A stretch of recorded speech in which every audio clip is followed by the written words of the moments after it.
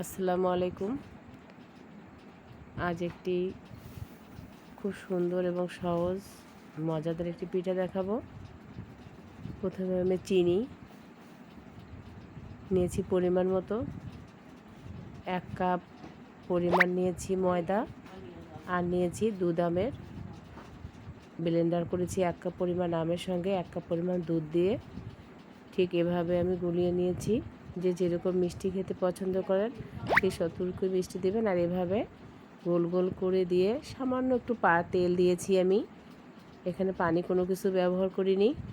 দেখেন খুব সামান্য তেলে দিয়ে আমি ঢাকনা দিয়ে ঢেকে দিয়েছি। আর এত সুন্দর ফুলে ফুলে উঠেছে, দেখেন কত সুন্দর হয়েছে, কালারটা দেখতে অপূর্ব লাগছে, খেতে তো ভীষণ ভালো লাগবে। আমের একটা ঘ্রাণ আছে, বুঝতে পারছেন।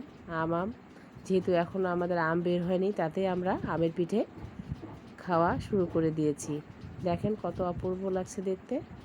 অবশ্যই আমার ভিডিওটা যদি ভালো লেগে থাকে লাইক কমেন্ট শেয়ার করে দিবেন আর সাবস্ক্রাইব করে পাশে থাকবেন। অবশ্যই আশা করি সবার ভালো লাগবে। কে কোথা থেকে দেখছেন অবশ্যই জানাবেন প্লিজ। আর অবশ্যই একদিন বাসায় এভাবে তৈরি করে সবাইকে নিয়ে মজা করে আনন্দ করে উপভোগ করবেন। আশা করি সবার ভালো লাগবে। দেখেন কত সুন্দর লাগছে দেখতে। সঙ্গে গরম গরম দুধের চায়ের সঙ্গে পিঠা, এ তো ভাবাই যায় না। দেখেন আমি খুব সুন্দর করে 1 কাপ দুধের চা করেছি। কার কার ভালো লাগে বলুন তো? আমি আশা করি সবার ভালো লাগে। এভাবে একদিন বানিয়ে ফেলুন। আল্লাহ হাফেজ।